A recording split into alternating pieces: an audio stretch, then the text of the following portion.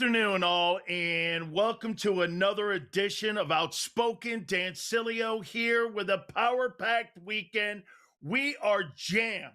You got conference title games on Sunday, all the sports we saw this past weekend. Guys, let's fire the cannons. Unbelievable weekend we have lined up for you. What a great week we saw in sports, too. And this Sunday, we got the conference title games here, Patriots and Broncos. I know everybody's going to be sitting here doing this. There is no way on the planet that the Denver Broncos are going to win this ball game because of what happened to Bo Nix. 2 plays remaining in the ball game. They lose Nix. Jarrett Stidham has to go into the ball game. And now you have Sean Payton that's going to have to get this team across the finish line. There is no doubt about it. That defense, I'm telling you, in my opinion, if you've ever been to Denver, the altitude is a thing. You play in Denver, Mile High is a thing. I think this bad puppy is going to be absolutely one of the closest games we'll see in conference championship games over the last couple years here. And here's why. Sean Payton, this is why you're brought there, dude.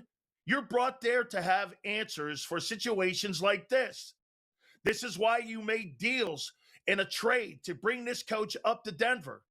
This would be one of the great feathers in his cap if he's able to get this Denver Bronco team. On the other hand, you've got the New England Patriots. I mean, Bob Kraft is in another conference title game again. The owner of the Patriots. Remember something here with this Patriots organization.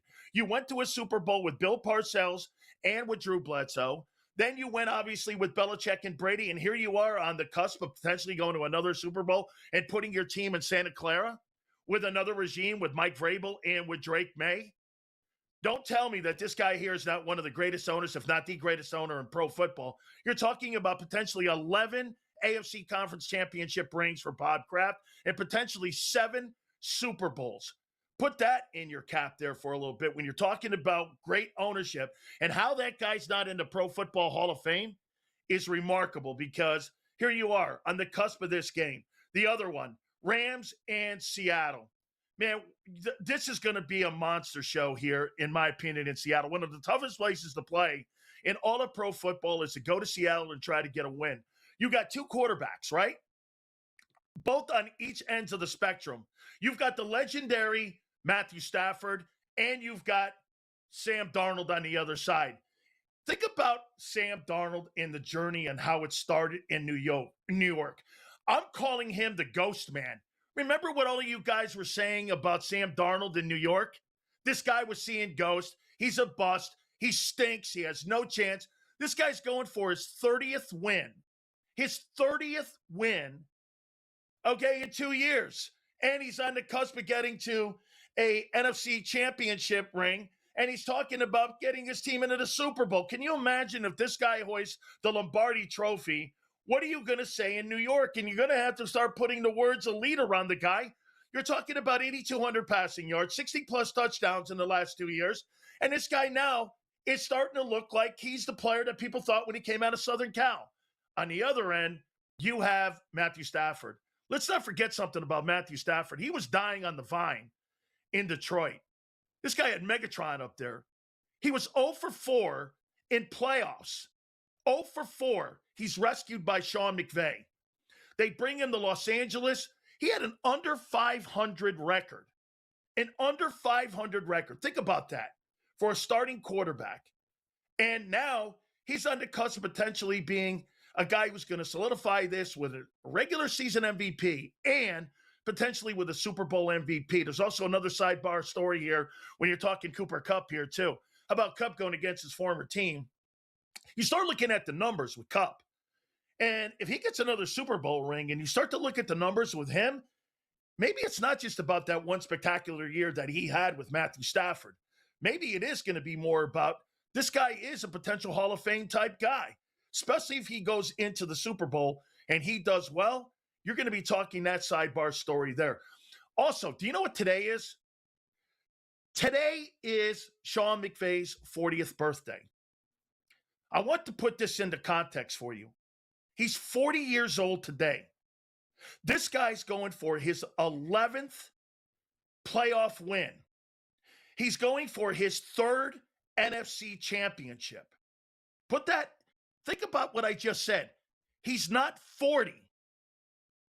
Phillip Rivers was 44 years of age playing quarterback. Matthew Stafford's 37 years old.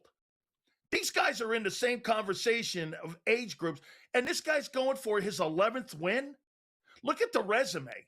It's incredible on what McVay has done at such an early age.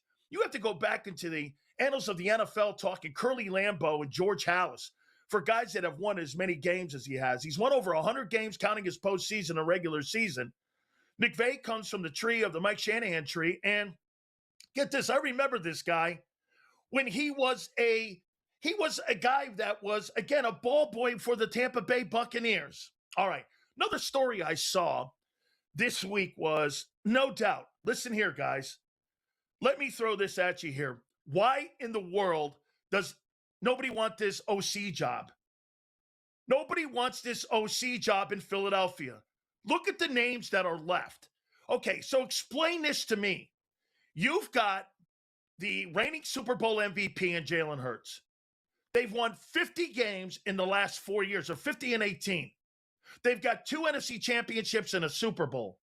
Why doesn't anybody want that job? Is it Jalen Hurts? Is it the coach? Is it the revolving door at coordinator? They've had 7 coordinators in 6 years. It's boom or bust in Philadelphia. Why doesn't anybody want that gig? Is it the limited quarterback that I've been saying for the last 5 years in Jalen Hurts? Is it the restrictions that get placed on you like Kellen Moore did when he went in there? Kellen Moore couldn't run his offense that he ran when he was in Dallas when he had 2 number 1 offenses. He couldn't run his own offense. Saquon Barkley was spectacular last year, right? Well, this year they weren't spectacular in the run game. You had Mike McDaniel, who said, no, thank you. How about Brian Daboll? Brian Daboll said, I'd rather coach in Tennessee. I'd rather coach the Tennessee Titans, who got rid of Mike Vrabel, A.J. Brown. I'd rather coach in Tennessee. Help me out here on something. I didn't know that Tennessee was a destination for offensive coordinators. Why is it that in Philadelphia, nobody wants that gig? Make no mistake about it. Is it the quarterback or is it the coach? Okay, how about this one here, folks? I saw this topic here, and this got me. So the Baseball Hall of Fame, once again, is at it again with their craziness and how they put these Hall of Famers in. No disrespect to Carlos Beltran, Jeff Kent, or Andrew Jones. You can make the argument Andrew Jones is truly one of the absolute best defensive center fielders that we've ever seen. But, dude, this is not the Hall of OK. These guys are not Hall of Fame Major League Baseball players. But because these voters, for some reason, believe that their vote is protecting the sanctity of baseball, you put Carlos Beltran, and let's say Harold Baines a couple years ago. These guys are really good players. They are not Hall of Fame baseball players. They are not Hall of Fame guys. Jeff Kent, he won an MVP. He was a product of Bonds in that lineup. He's not a product of being a Hall of Fame ball player. I mean, listen, like I said, Andrew Jones, you can make the argument the way he played center field. One of the best, absolutely. So some of the things on my mind there. Don't forget our great friends at Morgan & Morgan, the number 1 injury law firm in all of America for a reason. And you know what that is? Because they win. Folks, great story down in Florida there. There was a family that was initially offered $350,000, and guess what? They got $12 million. If you're ever injured on a job, go to forthepeople.com/big sales or pound law 529. That's forthepeople.com/big sales or pound law 529. Make no mistake about it. Some great stuff we saw this past week. Monday, we saw the championship game between the University of Miami and Indiana. We'll talk with Joe Lisi next. We'll talk both college football and we will talk National Football League. We'll take a look at those divisional games and we'll take a look at the conference title games. We'll do that next. Keep it right here on Sports Grid.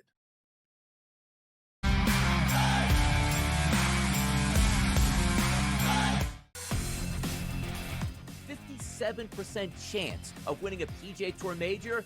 would I be wrong by saying I want to invest in the no on Scotty Scheffler? And that $100 investment would pay back $213 here. Everybody thinks Scotty's going to win. It's like 100 golfers in those fields each and every week in the majors, the best golfers in the world. I'm going against the grain, Joe. Give me the no on Scotty Scheffler. Prediction Markets Edge. Only on Sports Grid. I'll tell you what, guys. The insider scam is like the best insider scam in the business of, like, in the history of television. They don't know anything until their phone gets the text message in which the deal is done, right? We saw this with Quinn Hughes. We were told, oh, he wants to play with his brothers. He wants to play with his brothers. Now they're saying that he wanted to be traded to Detroit. In other words, just say you don't know. In-game live, only on Sports Grid. Memphis is shopping John Morant. Yeah, no kidding. They should have shopped him 2 years ago and got rid of him. The problem is, where does he go? Like, what team is going to sit there and deal with a dude who, A, has not been healthy or reliable both on the court or off the court? Like, who's trading for John Morant here, Coach? The Early Line. Only on Sports Grid. Buy or sell. Tua has made his last start for the Dolphins. Feels like Sam went easy on this one. If I could be that crazy guy, was it Jim Cramer? Buy. Yeah, there's no way he's playing for the Dolphins again. After he said that statement, there was no way in hell anyway. But once again, new coach, new GM. I don't know how they're going to do the cap hit. It's massive. Fantasy Sports Today. Only on Sports Grid.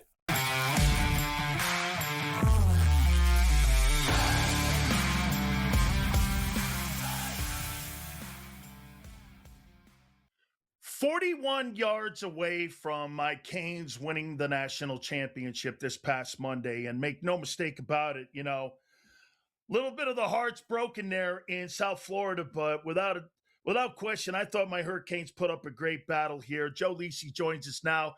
Joe, you said they had a shot last week to win the national championship. I thought they took over really in the second half, but really this came down to the quarterback play, didn't it, with Mendoza and those guys? What were your takeaways initially from Monday night's national title game? Well, I think, Dan, two best teams in college football. I think they both proved that on Monday night. Obviously, the perfect record by Indiana and them stepping up 16-0. And for Miami, they erased any doubt that they were deserving of being there when you just think about the run that they had against Texas A&M, against Ohio State, and their run to a national championship and went toe-to-toe with Indiana. They had the football and had 41 yards to potentially win it in the end, and it did just come down to Carson Beck, a little bit more inconsistent than Fernando Mendoza, and that's the main reason why Indiana won the national championship. But Mario Cristobal and the Hurricanes answered the bell. They held Indiana to basically 2.9 yards rushing on the night. That was a dominant defensive effort by the Canes. How about this, too? You know, Joe, people are trying to put historical context around that Indiana team now. You know, they go 16-0. Do you look at this in the same group as that LSU team of a couple years ago and maybe that 2001 Hurricane team that had all those great first-rounders on it? Where do you put this Indiana team? I mean, I think the story, Dan, is up there with obviously Miami and LSU, just on the story, knowing that, hey, if I would have told you 30, 40 years ago, Indiana, known as a basketball school, would go undefeated in the Big Ten, make this epic run in basically 2 years under Kirk Cignetti, you'd say absolutely no way. You would bet against that type of story. From a talent perspective, I don't think Indiana is anywhere near as dominant as LSU 2019 with Joe Burrow, and certainly that 2001 team that had epic NFL talent on both sides of the football. But in current modern-day NIL, it's a phenomenal story. I'll just push back on the pundits that say it was an older type of team, Dan. I don't see anybody talking about BYU and Kalani Sitake having those kids that go on missions and obviously are older. Certainly Bryce Underwood in Michigan paid him $9 million. We know about the money for Texas Tech that was shelled out. for what Kurt Cignetti and this team did, it's just of epic proportions. But from a talent perspective, I'll dial it back. I don't think there's multiple NFL players on both sides of the football. Do me a favor here, Joe. Help me out on Mendoza. We saw Brady there on the sidelines. Obviously, the general manager, the owner, Mark Davis, was there as well. They got the number 1 overall pick. You look at the box score, Joe, for Mendoza, and you're like, you know what? But if you watch the game, it was a completely different feel for you. The guy was competitive. The guy had heart. The guy was a leader. It kind of doesn't match up. And there's kind of a Brady quality to the way the guy plays the game. Is this guy the number 1 overall pick in your opinion? This year, yes. And again, I agree with everything you absolutely said about the intangibles, the stuff that doesn't hit up on the box score, being that quiet leader, knowing that he's in the huddle and that the players and his teammates buy in around him. That's exactly what Fernando Mendoza does. Is he a generational talent a la Caleb Williams and what we saw with Jaden Daniels last year? I don't put him on the same level, but is he a winner? Absolutely, and he displayed that a couple of years ago against an under-average Cal team. He stepped up and performed his best in big matchups. That's what you want to see. So I think he is the number 1 overall pick for Las Vegas if they do, in fact, keep the pick and don't trade it away. You know, Joe, I had a lot of people that were telling me when Carson Beck went to Miami that, you know, this guy was a turnover machine when he was in Georgia. If you go back and you look at that offensive line that they had at Georgia, his final season there wasn't quite the old school Georgia Bulldog offensive line and some of the playmakers that we saw. However, you see the moments. We saw it in SMU. We saw it a little bit against Louisville. And obviously we saw it on the last play in the national championship game. Is this guy worthy of taking a chance on in the later rounds? Would you draft him, or do you think he's a UDFA, an undrafted free agent?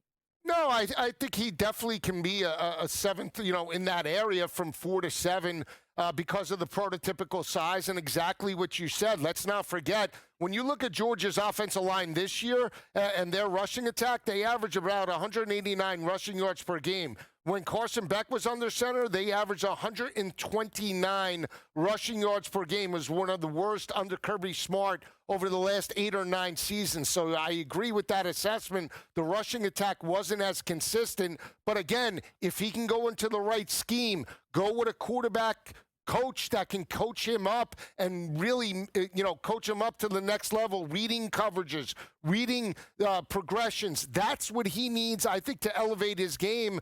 Is he still raw? Absolutely. But with the right scheme, I think he could be well and be a potential outside starter in the league. Could you see him like a Brock Purdy? Purdy had 38 starts at Iowa State, Joe. And to me, I think that was one of the things that helped get him ready to be able to go into a system like a Kyle Shanahan. So to your point, he's got to go to somebody like a McVay, a Kyle Shanahan, somebody like that, that's going to be able to help him understand on reading coverages, correct? Yep, absolutely. And again, I think the one thing when you look at Georgia is he did utilize the tight end. Had Oscar Delp, had Lucky Lawson. That helps on the next level. When you have a quarterback that can look to the tight end, that always translates to the NFL. I think that's a part of his game that goes unnoticed. And again, I think he could be utilized in the right scheme, to your point. 30 seconds. Do you think Mario has silenced the critics of his in-game coaching? Yeah, absolutely. Absolutely. With those wins in the college football playoff leading up to the Indiana game, he absolutely erased all the negativity surrounding the program over the last 2 or 3 years. Absolutely. I love the journey, as you said, Joe. I mean, look at what they did. They went to A&M. They went to Kyle Field. They get the victory. They beat Ohio State. That shootout against Ole Miss, was epic, and what they had to do, go back and forth. And without a doubt, I thought they really showed themselves well in that championship game. Make no mistake about it. Joe Lisi's going to hang with us as we're going to take a look back at the divisional games. Also, what's coming up on Sunday and what the big effort is going to have to be with the Denver Broncos when they take on that Patriots team, and also that great game up in Seattle. Rams and Seahawks will do that next right here.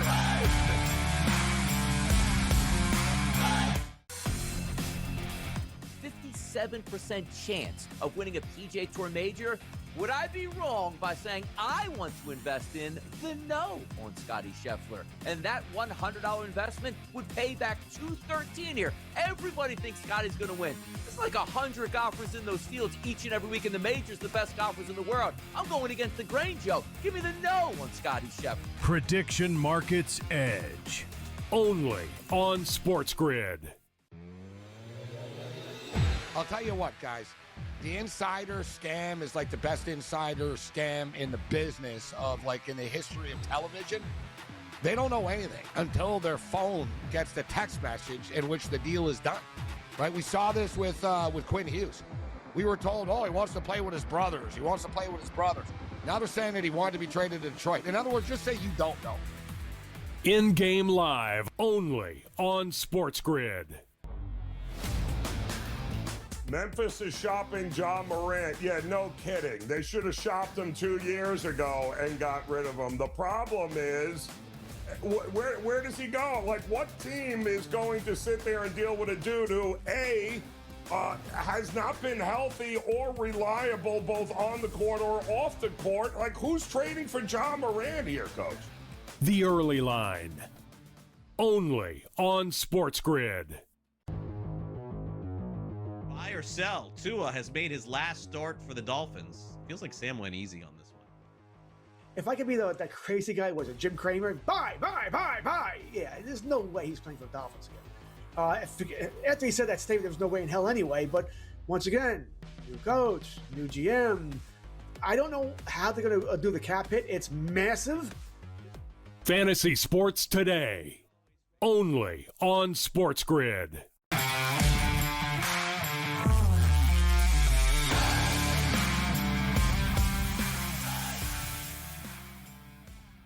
Some compelling storylines came out of the divisional rounds. We'll look at that here first with Joe Lisi. He joins us here talking some NFL here. Joe, what was the biggest storyline for you coming out of that Buffalo Bills-Broncos game? For me, I mean, it was obviously the injury to Bo Nix. I mean, you know, you see him on the sidelines. You see him after the game give the press conference, and it looked like, okay, maybe he was a little bit banged up, but nothing too severe that he couldn't start, let alone be out for the rest of the playoffs and needing surgery. But, I came away from that game, and I've said it before on this desk, that I was very impressed with his throws, especially in the fourth quarter and the overtime, to put his team in a position to win that game. The touchdown to Marvin Mims really, was a dime, right? And he gets a lot of negativity of just being potentially a game manager, and I really think he's elevated his play in year number 2 with Sean Payton. And again, it's the same old Bills if you're a backer of Buffalo. It's unfortunate that the way was and the road was paved for Sean McDermott and Josh Allen to potentially get to the AFC Championship with no Pat Mahomes and no Lamar Jackson. And it's unfortunate that the defense just wasn't at the same level. And that's the main reason why Sean McDermott's no longer coaching Buffalo, Dan. Do you agree that Sean McDermott at the press conference made a comment about Brandon Beane there and not having the talent that was on the roster? I think you and I can both say, you can't have wide receivers that were walking the street 4 weeks earlier as your number one target. And Sean McDermott, this guy would basically just pointed out the obvious. I think they live in La La Land in Buffalo when they're talking. If they think that's a Super Bowl roster, look, you can't have 4 turnovers. There's no doubt about it. I get that. But, Joe, do you agree with the McDermott when it came to whether or not that talent was on that football team?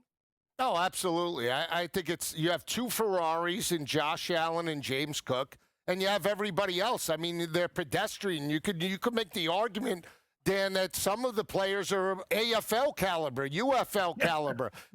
Shavers and some of the wide receivers that haven't panned out there. They got one of the best and more consistent wide receivers last year, and Mac Howlands. They shipped him out and didn't re-sign him. They have Josh Palmer that came in that never lived up to expectations. Keon Coleman never panned out to be the pure number one after Diggs left. And you have Kincaid and Dawson Knox that are good tight ends. They're certainly not Brock Bowers, Travis Kelce in their prime. And again, when you look at Josh Allen and you look at his ability and you say, okay, we can run the football with James Cook, but when the game is on the line, we have a pedestrian backup and Brandon Cooks and some of the others. How can you expect to win an AFC championship when you're not putting a talent around Josh Allen?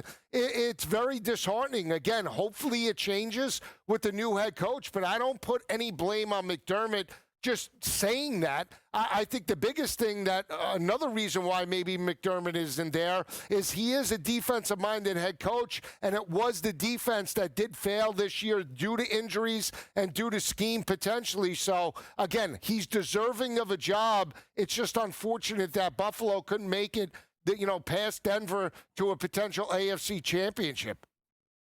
Did C.J. Stroud sign his way out of town in Houston with that performance? Because do you believe that the Texans against the Patriots, do you think that they, again, lost an opportunity with that defense? Absolutely. And I was a big C.J. Stroud backer after year one with Bobby Slowick.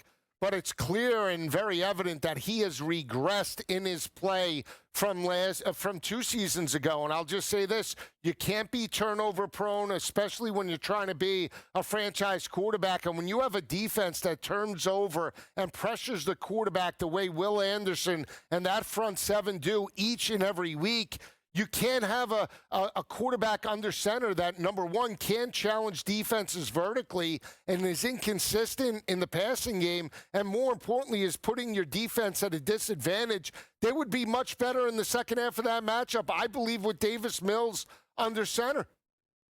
Who do you like coming out of the conference title games on Sunday, Joe?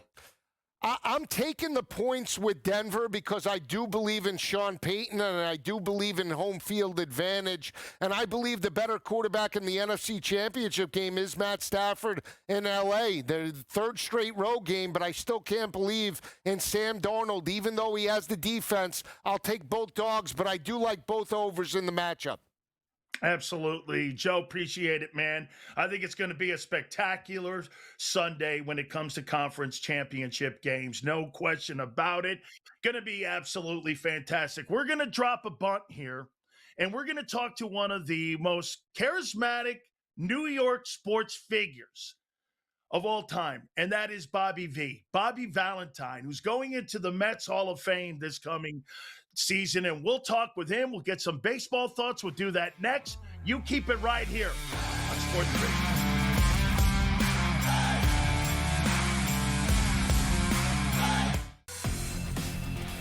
57% chance of winning a PGA Tour major.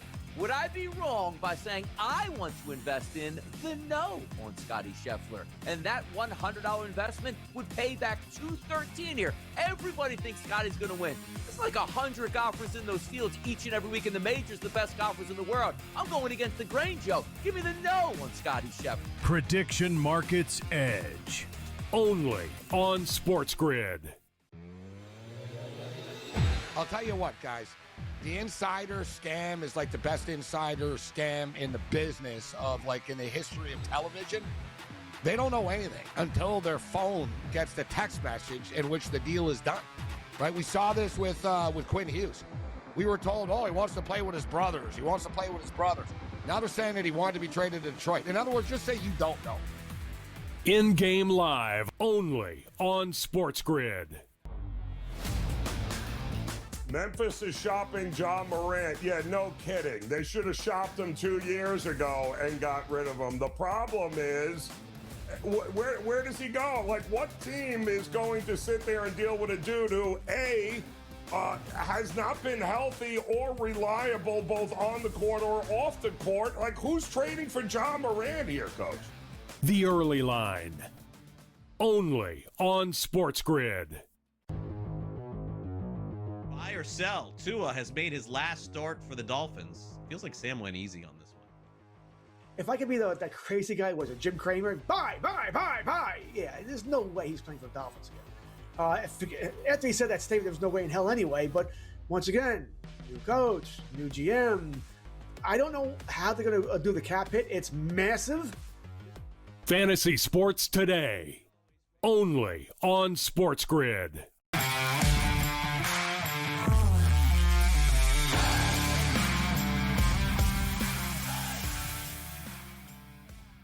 And we're back here, and folks, there is no question about it that there is going to be a pending conversation this coming baseball season when it comes to potentially having a baseball lockout. I mean, look, the bottom line here with Major League Baseball is you can't have this conversation. It's the Dodgers and everybody else. What the Dodgers are doing with Andrew Friedman and all the things that they're doing, the general manager of the Dodgers, make no mistake about it, that you put this into context here, baseball's got the owners now are doing this. If you're New York, if you're the Mets, if you are Chicago, you can't have what the Dodgers are doing. Is what the Dodgers are doing right now with all the money that they're spending and all the people that they're bringing in. Andrew Friedman has done a spectacular job with all of the players that he has brought into Los Angeles. Make no mistake about it. Look, I know Andrew Friedman from years past when he was working with the Tampa Bay Rays. What he did was with dimes and pennies and all the things that he did. He was a guy that was using all the players that they were at Durham, bringing them up and making the Tampa Bay Rays competitive. Ever since he's been in Los Angeles, he's like a Theo Epstein. This guy has gone into Los Angeles and he has made the Dodgers, again, head and heels.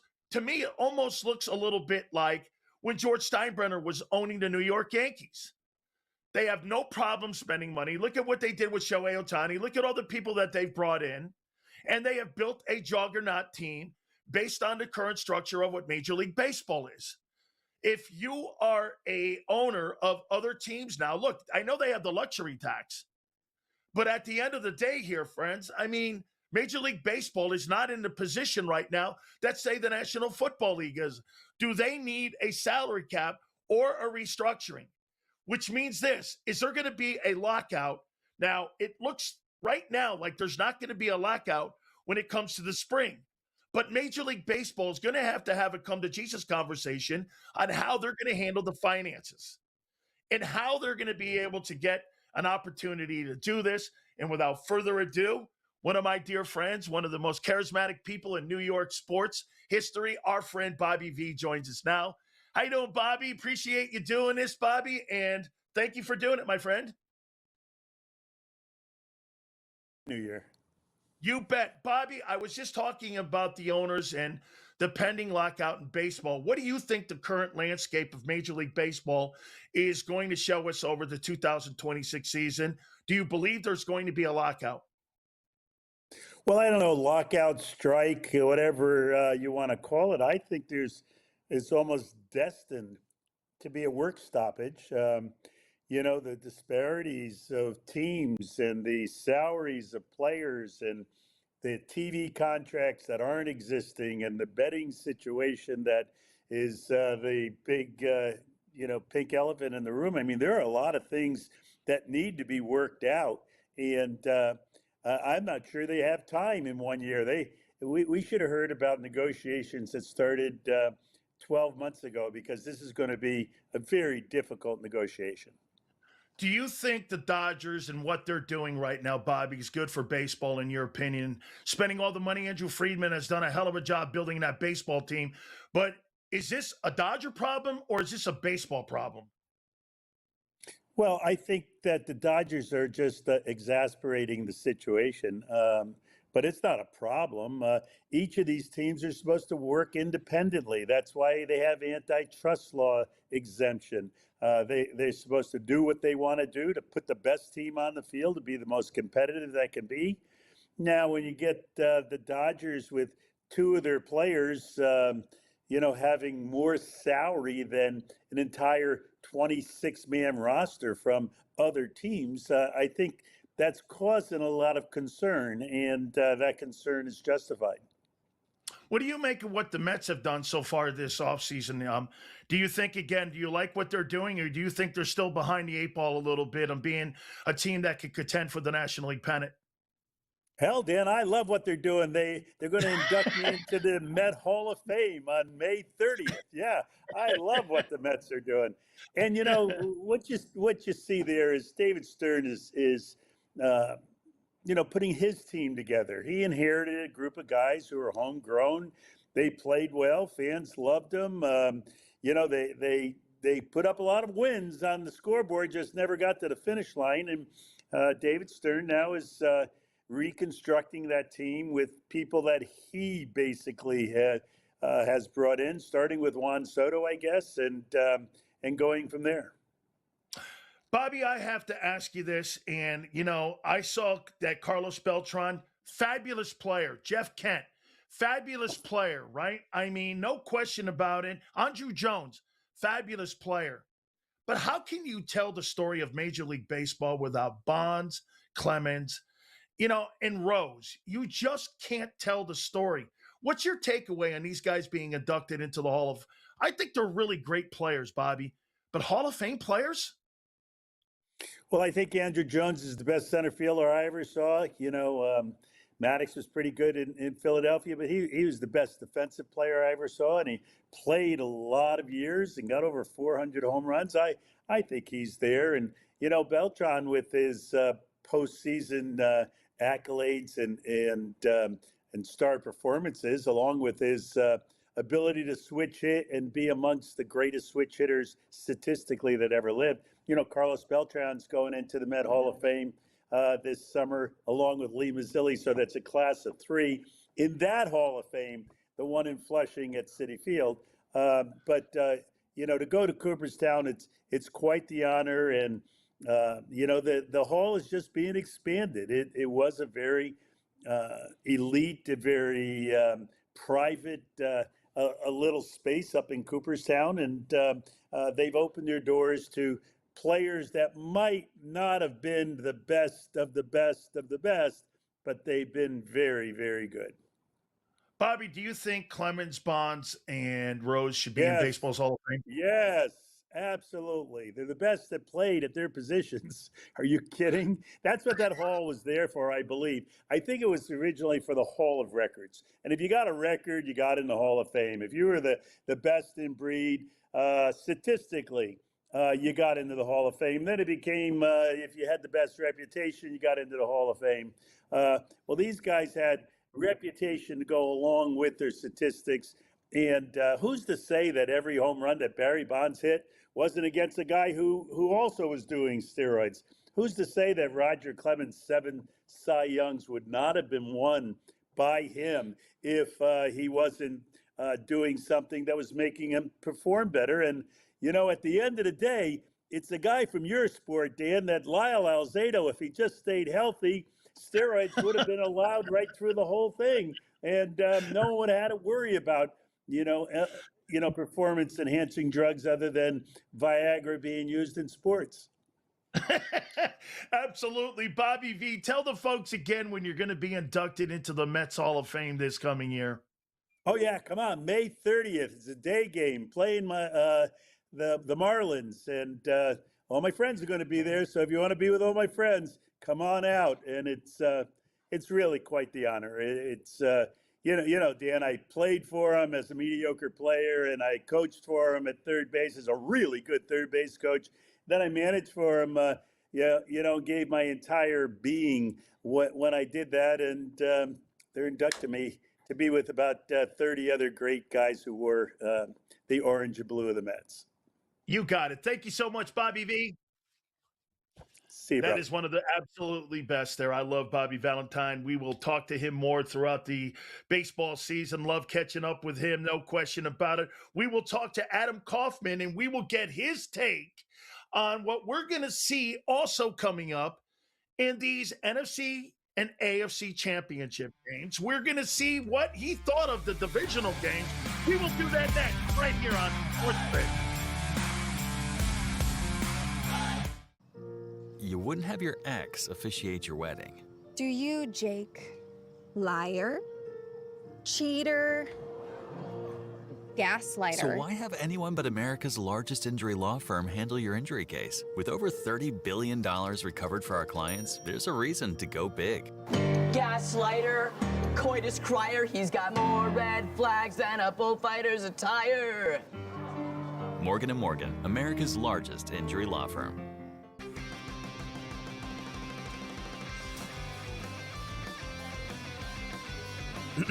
Class is in session. Today, let's talk about the teaser. A teaser is a multi-leg bet where you shift the point spread in your favor. You get better numbers, but every selection has to win. It doesn't matter what you bet if you don't have the insights. Tune into Sports Grid and get ahead of the class. 57% chance of winning a PGA Tour major. Would I be wrong by saying I want to invest in the no on Scotty Scheffler? And that $100 investment would pay back $213 here. Everybody thinks Scotty's going to win. It's like 100 golfers in those fields each and every week in the majors, the best golfers in the world. I'm going against the grain, Joe. Give me the no on Scotty Scheffler. Prediction Markets Edge. Only on Sports Grid. While Charlie Baker of the NCAA has planted his flag, he wants to see the end of prediction markets, and of course is a little bit nervous with all of the different stories that we've heard surrounding sports betting allegations of some folks being corrupt out there and maybe some point shaving. It does make some sense here. I just wonder which of the sports betting operators are going to stand with the NCAA. Newswire. Only on Sports Grid. Basically my co-host on Game Time Decisions, Josh Doan, is featured so much. And I also want to say this basically now confirms we are the premier Josh Doan network in all of sports media. No way no other show mentions Josh Doan as much as this one. Is that a success? Is that a failure? I don't know, but I think it's true. Game Time Decisions. Only on Sports Grid.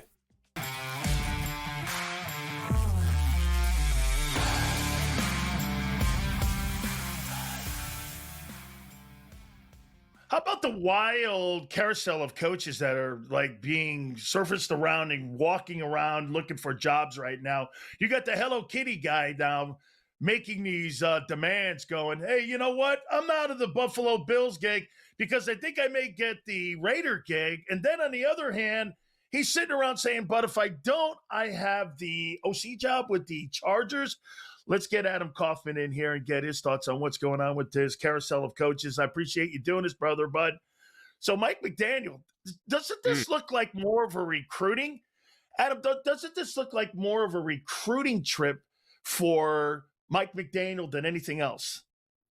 Yeah, I just don't really know what the Chargers are doing. You know, what was the hurry to hire him to name him as offensive coordinator if he was just going to continue on interviewing for head coaching jobs? I mean, I realize, I guess they wanted to just lock him in and know that, okay, if one of those doesn't come to fruition, be it he isn't chosen or he pulls himself out, as the reports have been with a couple of these roles, including Buffalo, then he defaults back to going to the Chargers. But I just kind of laugh at every tweet that we see. It's like, new Chargers offensive coordinator Mike McDaniel interviews for head coaching job in Buffalo. Guy's been the OC for the Chargers for about 7 seconds. Has he even stepped in the building yet to meet anybody? So I just don't know what the hurry was for him to sign anything, assuming he even has, to lock himself into that role with these out clauses for a head coaching job built into the contract. Why not just go through all the process of interviewing for these jobs, and at that point, if nothing comes to fruition, there are the Chargers waiting. They don't need to rush to hire somebody else. You already know, at the very least, you got a handshake, a verbal commitment that he wants to come to you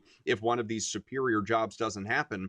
But I don't know. It doesn't seem to matter anyway. And look, it was a disaster largely in Miami, in my opinion. I know they were a double-digit win team a couple of times. I know they made the playoffs. I know this team, much to my surprise, fought for him all the way to the end of that tenure. There were about 7 different times I was waiting for the guy to get fired. Is he going to make it to Halloween? Is he going to make it to Thanksgiving? Is he going to get to Christmas? Holy crap, he made it to the end of the year. He might get a contract extension. I was not reading that thing right at any step of the way.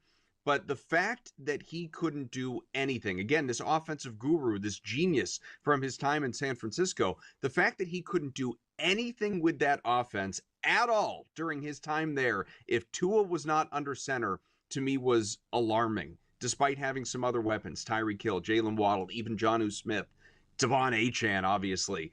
So do I think he's going to be solid, even great with the Chargers? I do, because of all the weapons they have there, and that will be his sole focus. But I still wonder, when he inevitably gets that second chance as an NFL head coach, what that's going to look like. I think the Bills would have been awful. I think that would have flamed out so fast it would have made your head spin. So whether he pulled out or they decided against it, I think it's good that he's not going there. Adam, can you imagine the interview process between the guy that is a mouth with a fist on it and Jim Harbaugh, and having Mike McDaniel? I mean, probably one of the most you would probably think that was one of the most convoluted conversations that you've ever seen in your life, with two dudes talking about football with two different ideologies on how you approach the game. Do you think it's going to work there? I mean, you got Justin Herbert. It's a tremendous talent you have. I mean, he is really one of the more gifted passers. Do you think this thing actually works? I do think it'll work, and I agree. Like, these are not like-minded individuals, obviously, but I do think it's going to work because Herbert is still, even though the playoff failures, he is still an excellent, very talented quarterback, and he's got a boatload of weapons around him. From McConkey, who's coming off a down year, Johnston, who has shown he is an explosive threat. Allen still has some stuff in the tank. I do believe Hampton is going to be a good running back in this league. If you give Mike McDaniel that many pieces, and the fact that, hey, all you got to do is worry about the offense, I got the rest in the case of Harbaugh, or defensive coordinator, special teams coach, all of these things, I do think he's going to do well. I think that he is going, he's not necessarily going to replicate what he did in San Francisco, but I do think it's going to be successful, and I think inside the next 2 years, he's going to be a head coach again in the NFL. Who do you think comes out of the conference title games, in your opinion, on Sunday?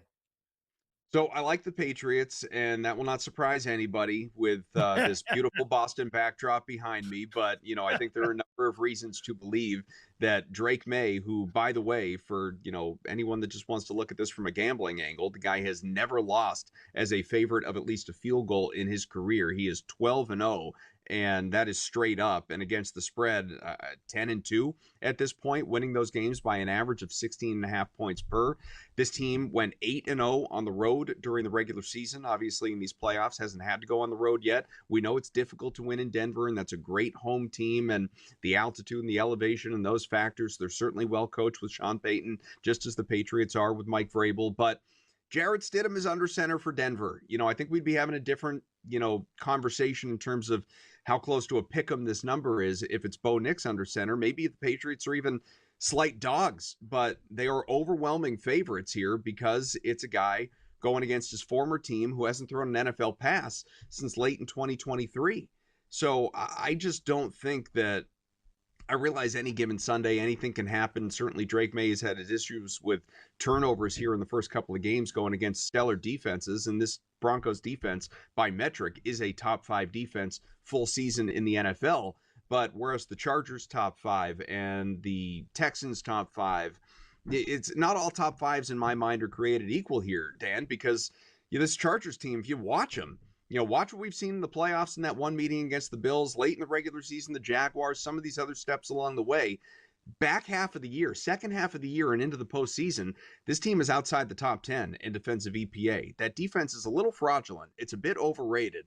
So I don't think the Patriots honestly are going to have that much trouble winning this game and advancing to the Super Bowl, much to the shock of a lot of people who never would have expected that from New England going into this year, including, yes, of course, Patriots fans. The other side is far more interesting to me with Seattle playing host to LA. These two teams split their regular season meetings. Both were very close games. Both required late, theatrical, dramatic out of the Seahawks.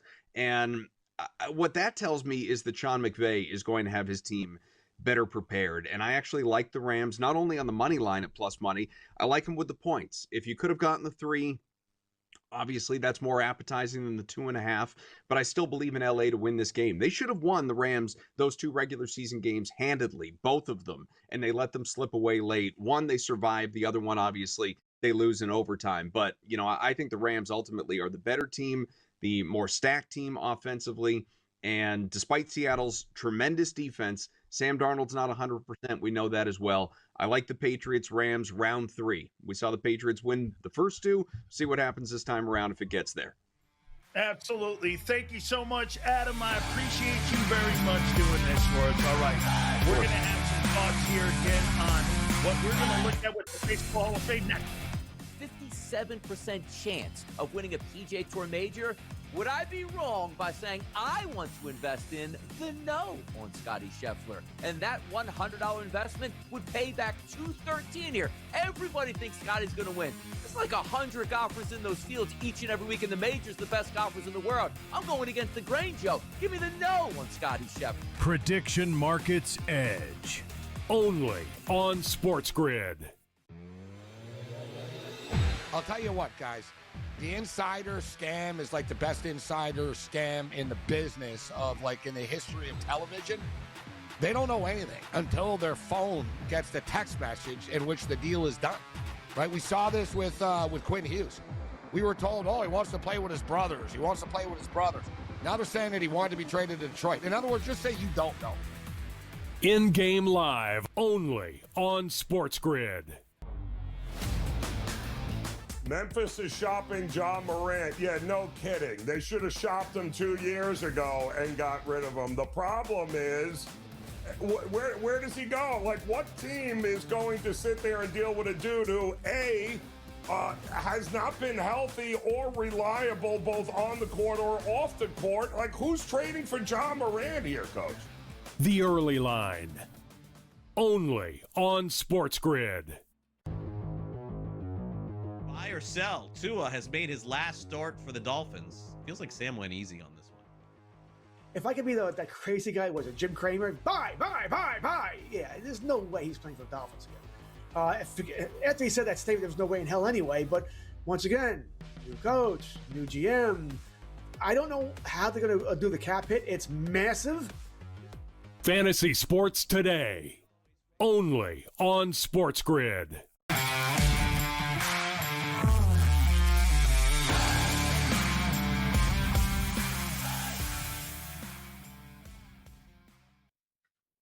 No question about it, my friends. This is going to be one of the absolutely spectacular weekends in sports because we have NFC and AFC championship games that will be played on Sunday.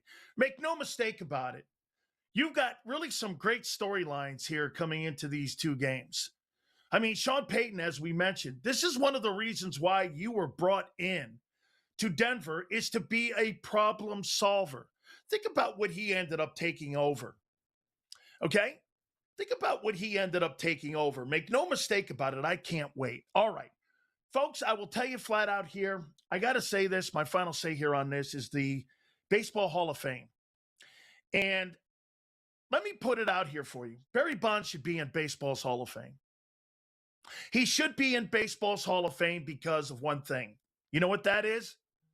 He's the greatest left-hand hitter I've ever seen in my entire life. I covered the San Francisco Giants for 4 years as the pre- and post-game host, and I have never seen a player like this in my entire life. Pete Rose.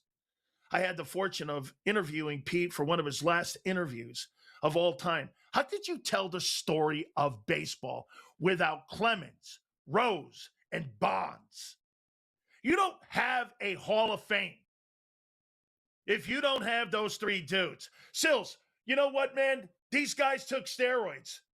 There wasn't a steroid test and a PED test in Major League Baseball at the time. Do you understand this? They didn't even have an amphetamine test. This is all innuendo. Do we think he did? Court of Public Opinion has already made that case. Barry Bonds, Roger Clemens, Pete Rose, baseball's high and mighty voters believe keeping those guys out of the Hall of Fame makes you caretakers of the sport? You can't tell the sport and the history of the sport of baseball without those three names. I've never seen a player in my entire life. Every single time I showed up to a Bonds game, he hit a homer, stole a base. Do you want to hear something? If you took Barry Bonds's, if you took every single one of his home runs away from him, okay? Or how about 300 of them, I think it is. He still would be a guy that had over 400 home runs and 400 stolen bases. Nobody's ever done that in baseball history. He's 500 stolen bases and 762. Nobody's going to do that ever in the history of baseball again. Steal that many bases. Have 8 gold gloves. And when you go to Rose, all-star in 5 different positions. Part of the greatest hitting lineup in baseball history, the Big Red Machine. I mean, folks, the Dodgers are the first team to go back-to-back in the National League since the 75-76 Reds. Do you understand how great that team was? That Reds team, that Big Red Machine. And you know who the catalyst was on that team? It was Rose. The hit machine. The way he played. All-star at every position. And then you got Roger Clemens. Roger Clemens, 350-plus wins as a starting pitcher in the game. 20 strikeouts in a ball game. He goes to New York and he ends up solidifying his resume by winning those championships. Once again, you can't tell the story of baseball without those 3 men. How are they not in baseball's Hall of Fame? Why? Because we have a writer that says these guys may have. Thank God I'm not in a courtroom and those guys are in the jury. You're gonna convict me on innuendo. Well, Sills, look at his head. Sills, look at the numbers, folks. They never convicted the guy. There wasn't a drug test. You know one of the reasons why they stopped the steroids in baseball. Why? They didn't want to start paying $25 million to guys hitting 50 home runs. Owners tailed it back because they'd rather pay a guy hitting 30 home runs $10 million. This wasn't about the health of the players. This was more about the owners not wanting to pay those giant numbers. When it came to Major League Baseball, hey, the steroid era was one of the most compelling eras of all time in baseball. As a fan, we watched it. We enjoyed it. Did you see the turnstiles? Look at the money that baseball made during that time. Baseball, again, is such a great game. How in the world are those 3 men not in, and you put Jeff Kent, Carlos Beltran? I get Andrew Jones, like Bobby Valentine said. I get it, okay? I do. But the Hall of Fame has to include everybody, every player who had an impact in the sport. All right, speaking of Hall of Fame, we are going to talk with one of the greats of all time. We will talk to our friend Warren Moon, get his thoughts on the NFL playoffs. We'll do that next. Keep it right here on.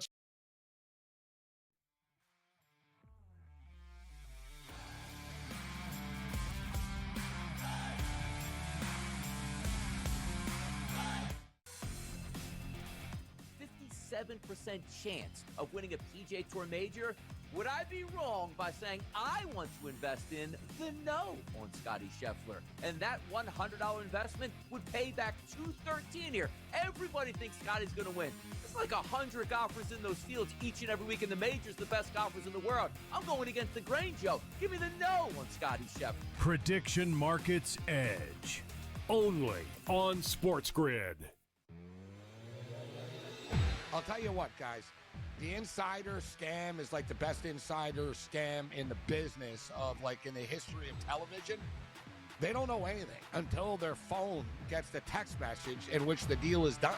Right? We saw this with Quinn Hughes. We were told, oh, he wants to play with his brothers. He wants to play with his brothers.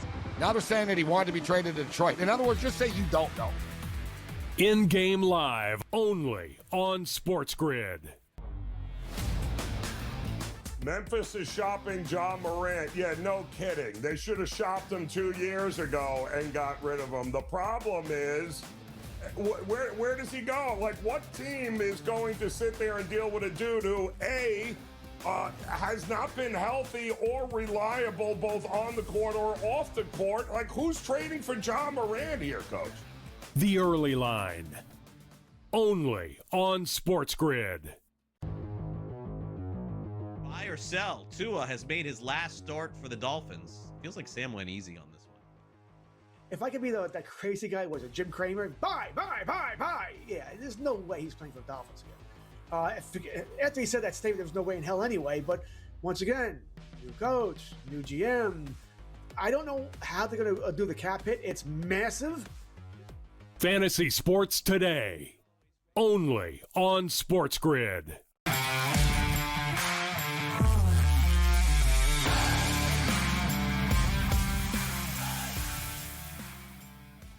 Hour number 2 here on Outspoken. Dan Sileo here in what a fabulous weekend we have lined up for conference championship games. I mean, as we said before, there are so many great storylines heading into this weekend here, especially when it comes to the Rams and the Seahawks. I mean, those two teams, you got two polar opposite stories going on when it talks about the quarterbacks. Matthew Stafford, what a year he had. And what a marriage it's been with him and Sean McVay. Think about it here with, he makes a move, McVay. He had gone to a Super Bowl with Jared Goff, right? He had gone with him, and yet he ended up doing, I need to go and make a move when it came to bringing in a quarterback. So what does he do? He goes and gets Matthew Stafford. Look at the year he had here.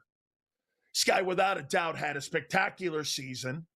And with the direction of Matthew Stafford, they've already punched their clock when it came to having an opportunity for them to be able to, go on and win. But without a doubt, truly one of the absolutely greatest quarterbacks in pro football history. And he is one of my friends, and we love having him on with us. And he is, without a doubt, the legendary Warren Moon, Pro Football Hall of Famer. He joins us now, and we appreciate him jumping in with us right now. Warren, how you doing, my friend? I am great, Dan. How you doing? Let me block out one thing. Okay. Hey, call it an audible. I dig it. That's exactly what a big-time quarterback does. He calls it audible there, and let's see if we bring him back in here with us. Thank you so much there, Warren. A lot of sunshine was coming through today. It's very sunny up here in Seattle. Absolutely. Let's start there in Seattle. Let's start in the divisional game there and what those guys were able to do, Warren, and how they took care of the 49ers. And obviously, the 49ers are going into that football game. They weren't really with all their tools in there, but how did you think Seattle played in that football game as they got prepared for the NFC title game? Take us a little bit on what you thought Sam Darnold and how that team performed against the Niners. They were pretty dominating in that game. First of all, they did a great job on Christian McCaffrey, limited him on everything they tried to do with him. They tried to get him the ball a lot of different ways in the first part of the game, whether it was throwing him passes, throwing him screens, running the football to him, but he could never, get away and get that really elusive long run or anything like that. And then offensively, we just ran the football. We ran right at them, which a lot of teams have done this year. And our running game just slowed them down. It just wore them down as the game went along.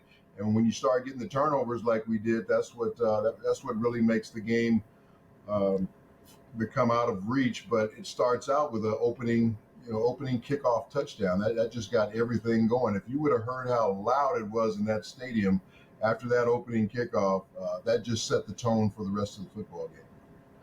Warren, is this defense as good as the Legion of Boom of a couple years ago, in your opinion? Do you think they're as good as that defense?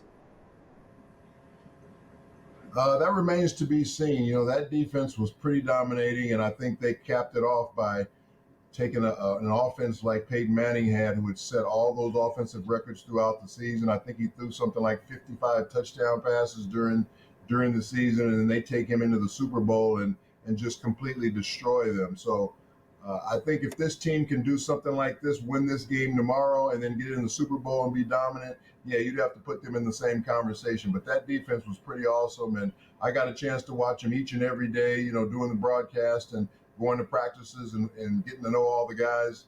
This defense is up there. There's no question about it. They're very physical. They fly around to the football. So we'll have to see how the rest of the season goes. But the Rams have done very well against this defense. This last game they played against them, they had over 500 yards of offense. I think they had 37 points in the ball game. So this is a Rams offense that really scares me because they can do a lot of different things. Speaking of the Rams, you played in a dome at the Astrodome, and you've played in all types of weather, Warren, playing inside or outside. And boy, I'll tell you something. Stafford went up to Chicago last week, and maybe it wasn't the type of game that he played a year previous when he played against the Eagles, but boy, I'll tell you what, they went into Chicago. Chicago was really on a roll. They were playing well. And that Rams team, we were surprised they went into Chicago with the weather being the way it was. A dome team themselves playing at SoFi. Were you shocked they went into Chicago and got that game? Yeah, I really was. It's not just that they're a dome team. They're a warm weather team. They come from Los Angeles, California, where they're never practicing in bad weather outside. They do have an indoor stadium, so to speak, but they don't practice. They only play games there. So for them to come into those weather conditions, the wind, the slick ball, the hard ball.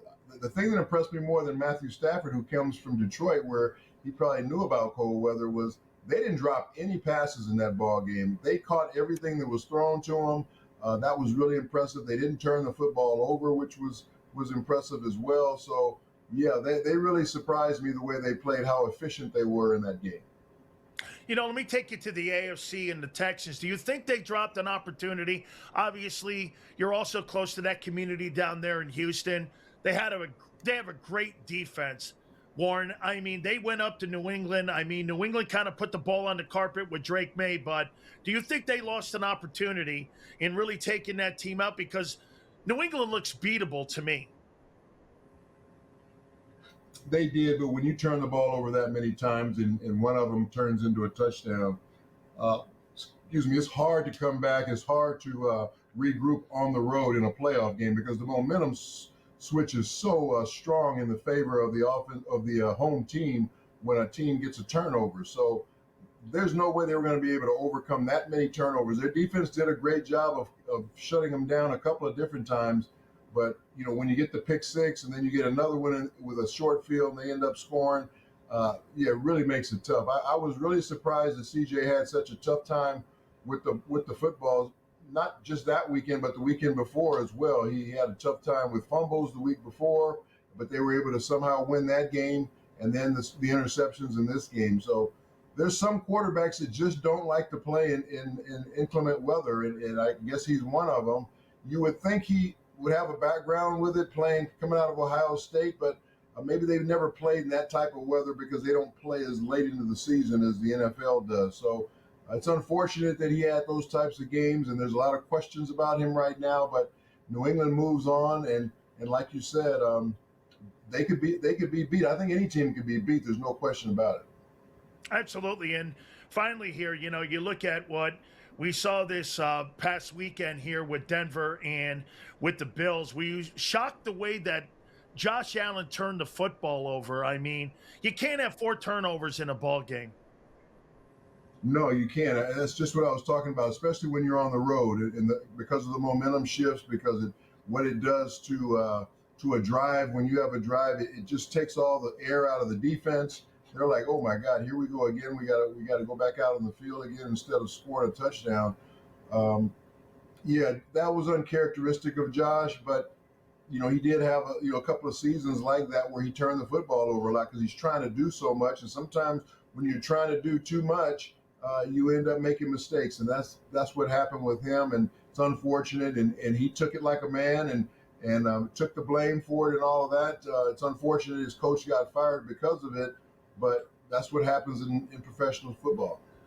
Absolutely there. We appreciate it. Warren's going to stick around with us for another segment. We're going to talk about the conference title games here, but don't forget our great friends at Morgan & Morgan, the #1 injury law firm in all of America for a reason. That is because they win.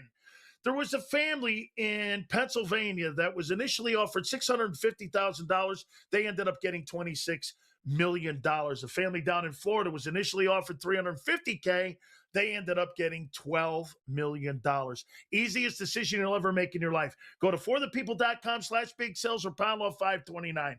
That's forthepeople.com/big sales or pound law 529. We talk about the conference title games. Who better to talk to than our friend Warren Moon? We're going to do that next. Some compelling storylines going into this weekend and on Sunday with these championship games. you've got Stafford, you've got Darnold, you've got so many compelling stories. We'll do that next with Warren Moon. You keep it right here on Sports Grid.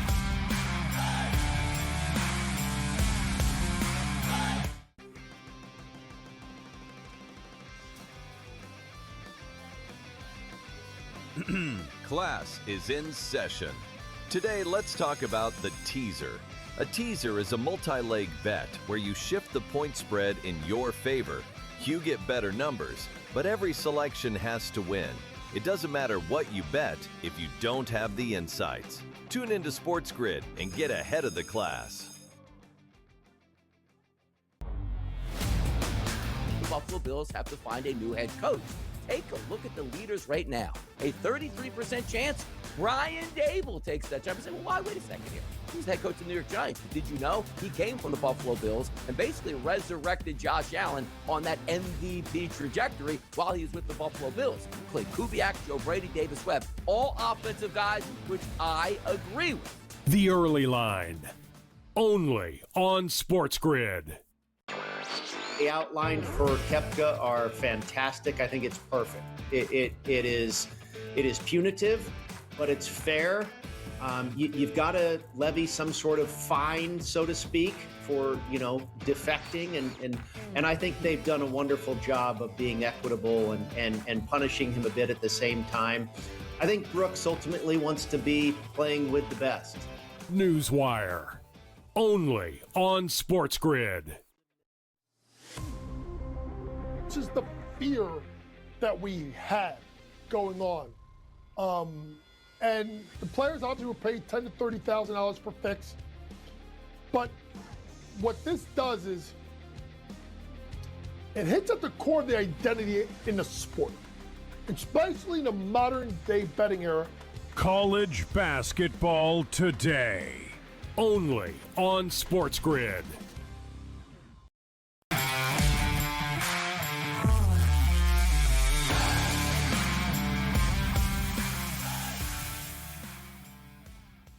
And, of course, conference championship weekend here. We have Warren Moon with us here, Pro Football Hall of Famer. And let's start it in your neck of the woods there in Seattle there. And let's talk Rams and Seattle going into this ball game here. Obviously, potentially, this could be, if you don't, I wonder if you agree with me on this. This could be potentially the winner of this game is going to be your Super Bowl winner. But, Warren, how do you see the game shaping up, and what do you think some of the keys are in this ball game, Rams and Seahawks?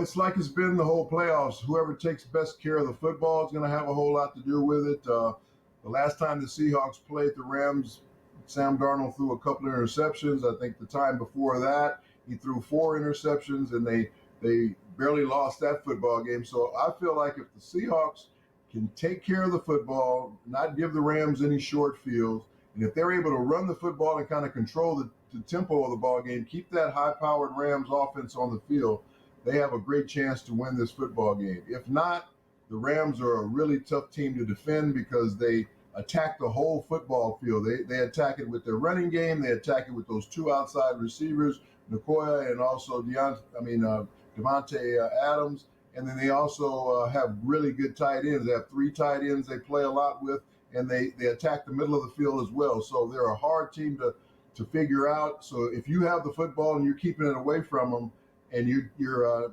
creating turnovers, you've got a chance to win this football game. Have you been shocked with the journey of Sam Darnold? I mean, Warren, they threw him out of New York. They thought he was a bust.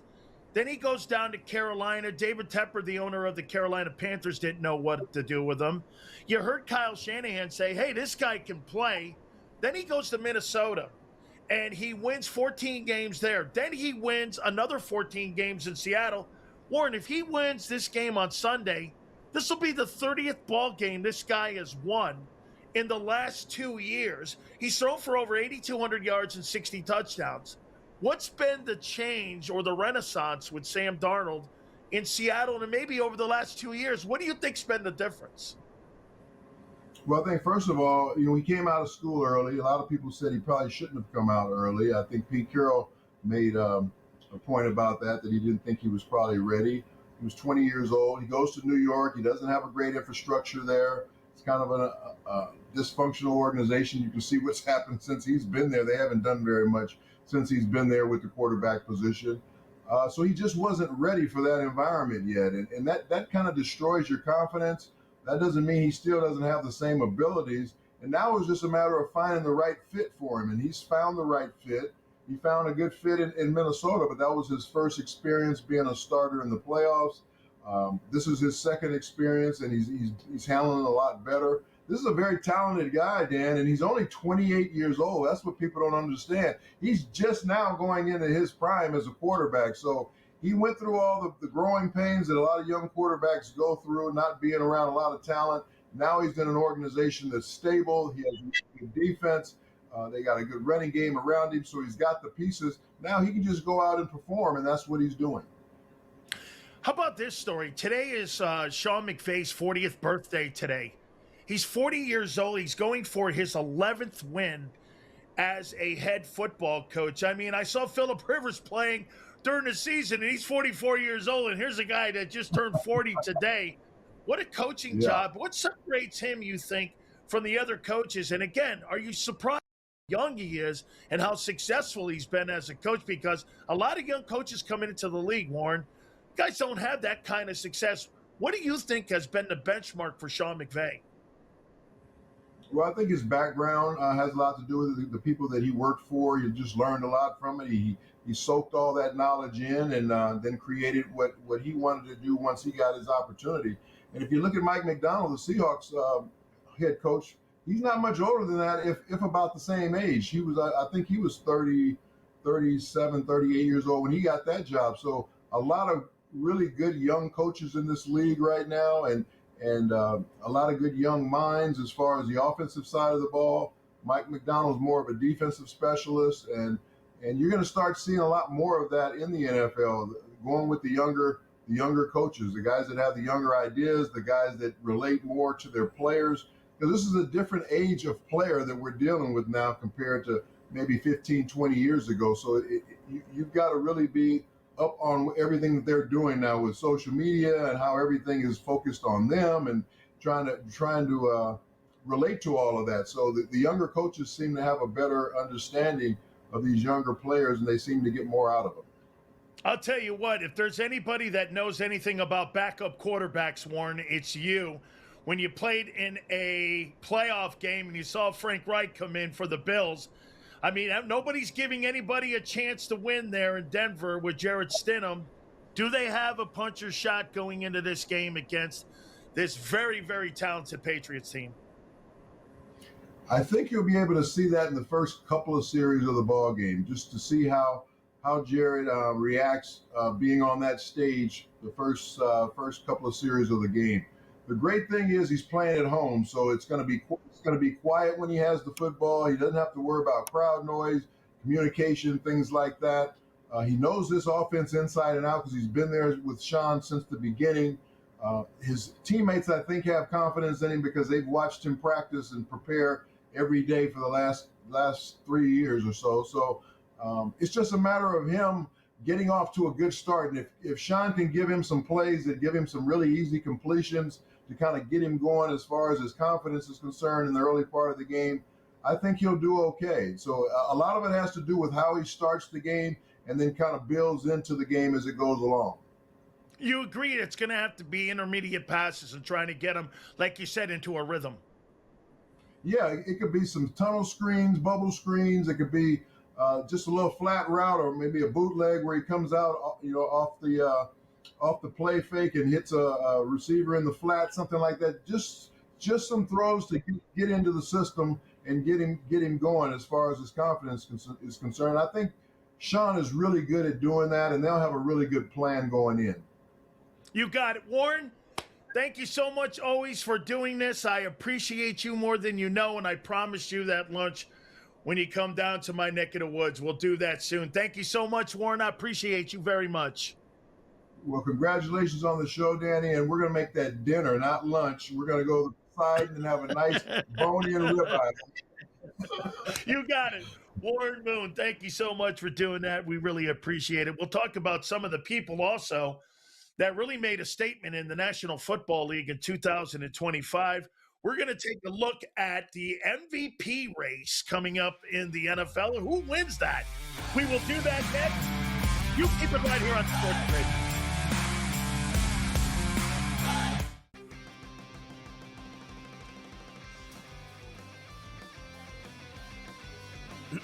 Class is in session. Today, let's talk about the teaser.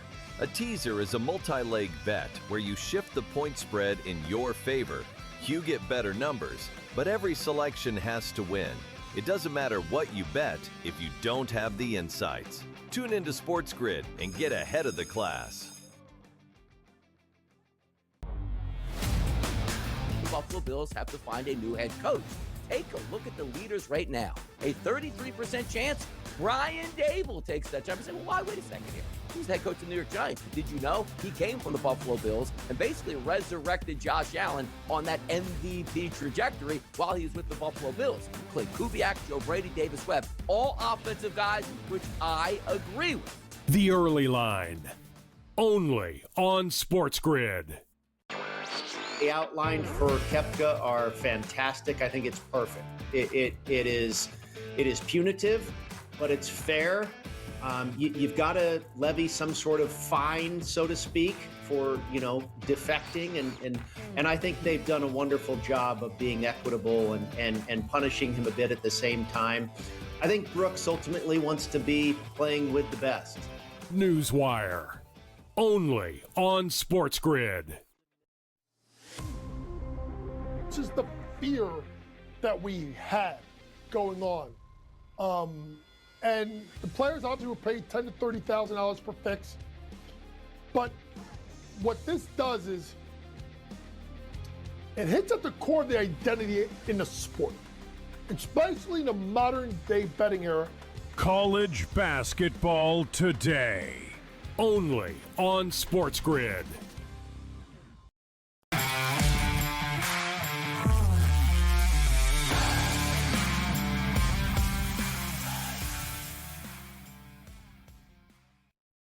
There's been so many great performances this past season in the National Football League. Who is going to win the NFL's Most Valuable Player Award? There are so many great candidates that you're looking at when it comes to the Pro Football MVP. By the way, I have a vote when it comes to the Maxwell Awards on looking at who would win the Most Valuable Player Award. Let's start it off here first with Matthew Stafford. Matthew Stafford has to be the favorite to win this MVP award. Great season that he's had this year. Without a doubt, the guy has gone out and done some spectacular things. He's had arguably his best season, in the National Football League in his entire career. And if he can close it up by winning an MVP award, what a better way to sit there and cap off an MVP season. Then you have the very young Drake May, New England Patriots quarterback. I love this kid when he came out of North Carolina. This guy coming out of North Carolina, what was one of the most important things that Mike Vrabel did when it came to him being named the offensive coordinator? That was the most important job that you could have had Mike Vrabel do. What's the one thing that he went and said to the owner of the team, Bob Kraft? I want to have Josh McDaniel as the offensive coordinator. You know what, folks? If you close your eyes just a little bit, open them right now, and you know what you can see? Tom Brady characteristics. The way he throws the ball, the way he checks down, the way he sees the field. Now, again, last week against Texans, you can't put the ball on the carpet like that. You've got to play a little bit more consistent. Probably something, again, that they addressed getting ready for the AFC Championship game. But Drake May has had a great year. And you know what's cool about what we're going to see potentially in a Super Bowl if it ends up being Rams and Patriots? You're going to see the old dog and the heir apparent. If those guys are fortunate enough to punch their tickets getting into the Super Bowl in Santa Clara for Super Bowl 60. Then you have Josh Allen, the machine, a la machine. Josh Allen is my favorite athlete in pro football. He is the best. Unfortunately, the situation in Buffalo, when you're looking at that roster that he has, make no mistake about it, Josh Allen is the most gifted player at that position of any quarterback in pro football. Can't turn the ball over 4 times. I get it. And if Josh Allen doesn't play like Superman and he has a little Clark Kent in him in any particular ball game, make no mistake about it, that team has no opportunity at winning a game. And I'm sorry, but we're going to talk a little bit later about the Buffalo Bills nightmare that's going on up there in Orchard Park in a couple minutes. But I'm sorry, that team and that roster is just not very good. That is not a good roster. Then you have Christian McCaffrey. CMC is one of the absolutely greatest football players I have ever seen. Go back to Carolina. Folks, remember when this guy was catching 100 football? Carolina, rushing for 1,000 yards, catching the football for 100 catches. Christian McCaffrey is one of the more underrated football players. I get it. Dude's got to stay healthy. He's got to be a healthy player for that football team to do anything and to excel. They did. They beat the Eagles. They ended up getting at least into the divisional round games. That was because of the way of Christian McCaffrey and the way Kyle Shanahan has been able to utilize him. Hall of Famer? Maybe. And then you have Trevor Lawrence. How about the job that Liam Cohn has done with that football team? And the job that he has done with the transformation of Trevor Lawrence. He's basically coached the crappy football out of Trevor Lawrence. Now, he's a long shot to win this Most Valuable Player award, but Trevor Lawrence put in an absolutely sensational season. He's put a great year in, and all the things that people were saying about him when he came out of Clemson, he's also in that Josh Allen room when you're talking about athletic ability. Make no mistake about it, okay? I mean, look at these guys here. 5 players. Who wins the Most Valuable Player award? Well, me at Stafford. You can make the argument for Drake May, but Matthew Stafford, I think, is going to cap off a spectacular season in his career, and he's going to punch his ticket to Canton, Ohio, and he's going to put himself in the Pro Football Hall of Fame. What a great year. And let's not forget something. Clayton Kershaw, his high school buddy, closed out a year doing what? Winning the World Series? Is this the last we see of Matthew Stafford? My opinion, I think he ends up closing it up, and I think this guy ends up getting it done. And without a doubt, I think this guy ends up making it a statement for the MVP award. Turmoil in Buffalo. You bet, baby. We'll hit on it next here on Sports Grid.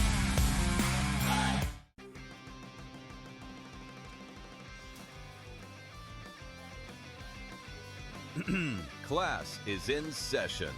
Today, let's talk about the teaser. A teaser is a multi-leg bet where you shift the point spread in your favor. You get better numbers, but every selection has to win. It doesn't matter what you bet if you don't have the insights. Tune into Sports Grid and get ahead of the class. The Buffalo Bills have to find a new head coach. Take a look at the leaders right now. A 33% chance Brian Dable takes that job. You say, well, why? Wait a second here. He's the head coach of the New York Giants. Did you know he came from the Buffalo Bills and basically resurrected Josh Allen on that MVP trajectory while he was with the Buffalo Bills? Clay Kubiak, Joe Brady, Davis Webb, all offensive guys, which I agree with. The Early Line, only on Sports Grid. The outline for Koepka are fantastic. I think it's perfect. It is punitive, but it's fair. You've got to levy some sort of fine, so to speak, for defecting, and I think they've done a wonderful job of being equitable and punishing him a bit at the same time. I think Brooks ultimately wants to be playing with the best. Newswire, only on Sports Grid. It's just the fear that we had going on. And the players obviously were paid $10,000 to $30,000 per fix. But what this does is it hits at the core of the identity in the sport, especially in the modern day betting era. College basketball today, only on Sports Grid.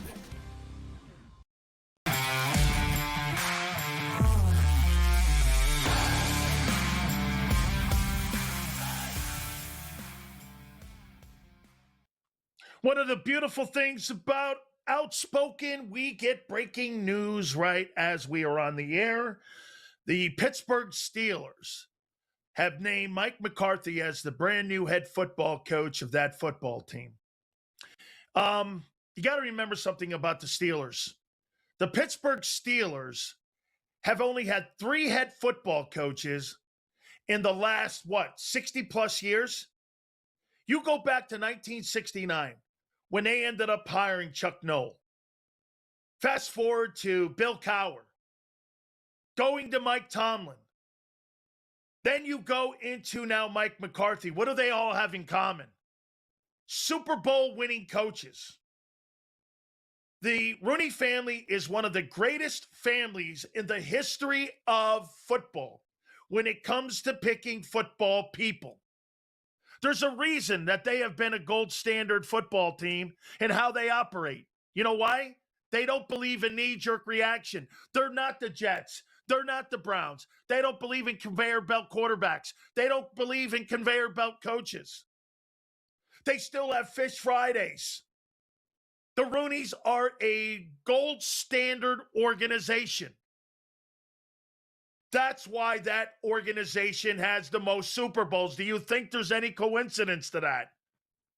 Now let's go fast forward to one of the absolutely worst run organizations in all of football, and that is without a doubt the Buffalo Bills.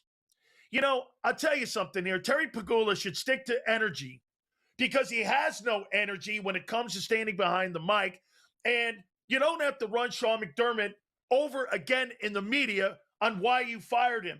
Here was one of the excuses on why he ended up firing Sean McDermott. But he wasn't his next choice.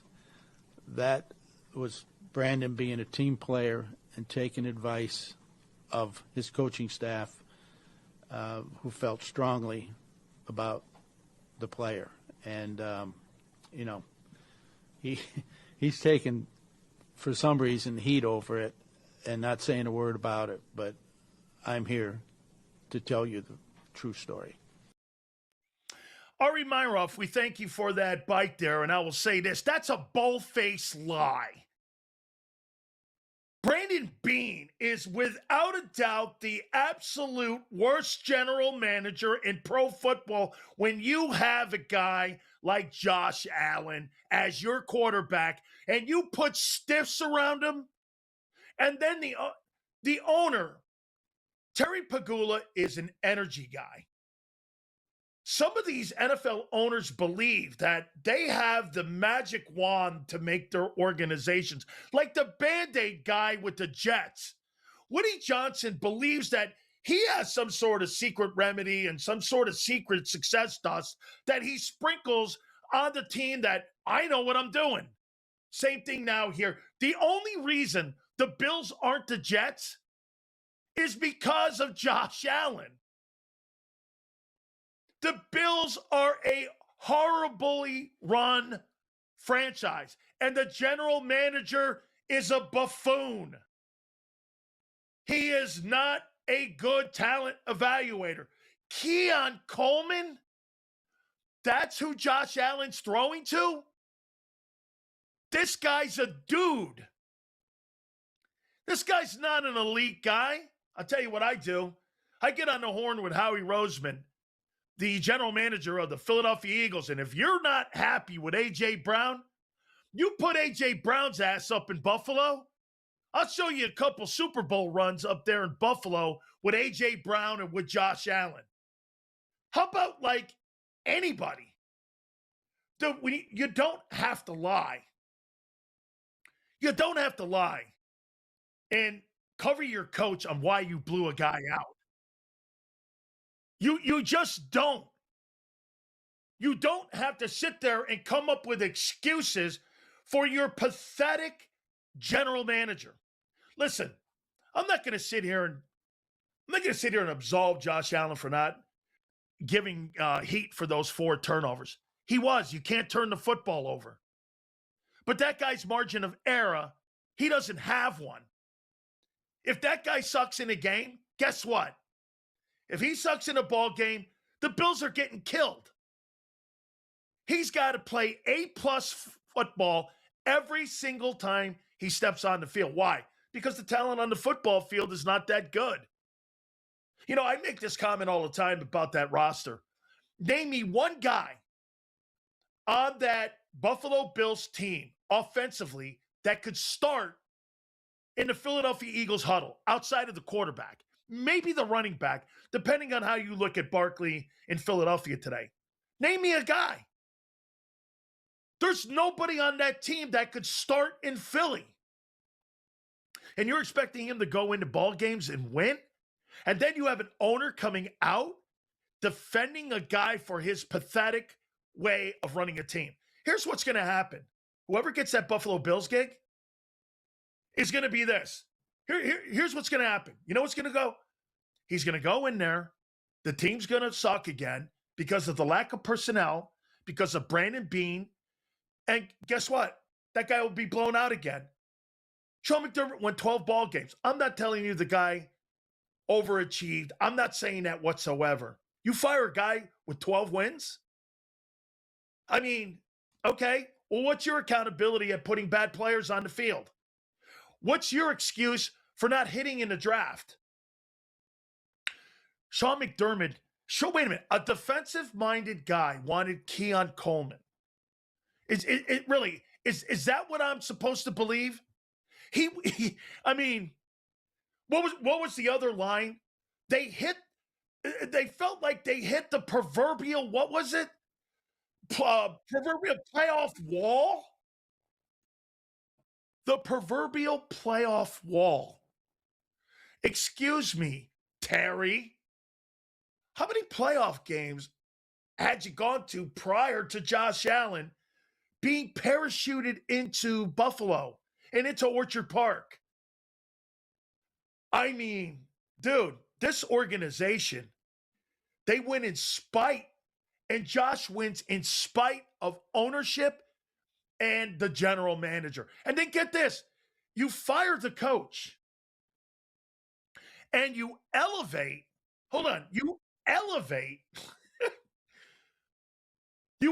Brandon Beane. So the coach fails. Why? And get this, Sean McDermott came out and said, Josh Allen needs more players around him. Is that a lie? How is that not? I mean, you had a wide receiver that was walking the street 4 weeks earlier, and that was his number one target. How is a guy supposed to win? Now, one more time, I'm not letting Allen off the hook for those four turnovers. You can't walk into a playoff game, go on the road, and you cannot turn the football over. You just can't. It's going to be interesting to see who they team up and if it is indeed Brian Daboll. Now, Brian Daboll is very close to Josh Allen. And that seems like Josh Allen wants this to happen. I think Josh Allen has a lot to say on who the next guy is. I don't believe that he was the guy that ended up getting McDermott blown out, but I do think that he's got say in who the next guy is going to be in coaching him and getting him to the next level. I like the fact that they interviewed Phillip Rivers as well. That might be I'd like to see Phillip Rivers go up there and be the offensive coordinator up there and teach him how to read defenses a little bit better and teach him how to be better in the pocket there. But man, what a train wreck going on up in Buffalo. All right, we got some breaking news here again. Mike McCarthy's going to be the brand new head coach of the Pittsburgh Steelers. George Kurtz next here on Sports.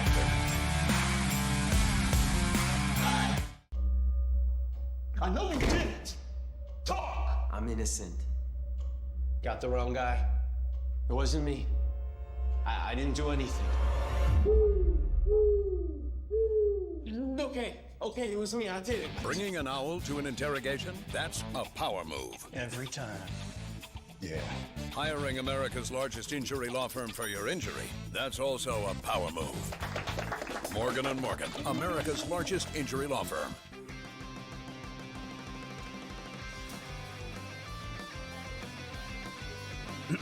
Class is in session. Today, let's talk about the teaser. A teaser is a multi-leg bet where you shift the point spread in your favor. You get better numbers, but every selection has to win. It doesn't matter what you bet if you don't have the insights. Tune into Sports Grid and get ahead of the class. 57% chance of winning a PGA Tour major. Would I be wrong by saying I want to invest in the no on Scotty Scheffler? And that $100 investment would pay back $213 here. Everybody thinks Scotty's going to win. It's like 100 golfers in those fields each and every week in the majors, the best golfers in the world. I'm going against the grain, Joe. Give me the no on Scotty Scheffler. Prediction Markets Edge. Only on Sports Grid. Meanwhile, Charlie Baker of the NCAA has planted his flag. He wants to see the end of prediction markets and, of course, is a little bit nervous with all of the different stories that we've heard surrounding sports betting allegations of some folks being corrupt out there and maybe some point shaving. It does make some sense here. I just wonder which of the sports betting operators are going to stand with the NCAA. Newswire. Only on Sports Grid. Basically, my co-host on Game Time Decisions, Josh Doan, is featured so much. And I also want to say this basically now confirms we are the premier Josh Doan network in all of sports media. No way no other show mentions Josh Doan as much as this one. Is that a success? Is that a failure? I don't know, but I think it's true. Game Time Decisions.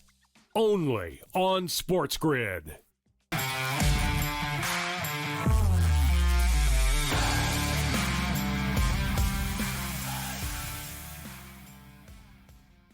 Last week, I had a great time talking to George Kurtz, man. I really enjoyed talking to him. And always, when breaking news happens, it's always great on the weekend here. We got George in here with us now. And it looks like right now, George, that the Pittsburgh Steelers, for the fourth time since 1969, are going to have another head football coach. You talk about stability, and you talk about how the way the Rooneys do things here.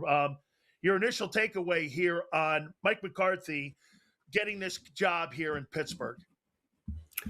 Initial takeaway is a retread, right? McCarthy, okay. I don't hate it, mind you, but I think a lot of, like, say, maybe fresher faces. I'm a little surprised Pittsburgh did this as far as what you just said here. They go with guys who they could sort of grow with, right? Chuck Noll was there for 19, 20 years. Then you got Cowher, same thing. Tomlin, same thing. And these guys were unknowns when they were first hired. McCarthy's not an unknown, right? Green Bay head coach, Dallas Cowboy head coach.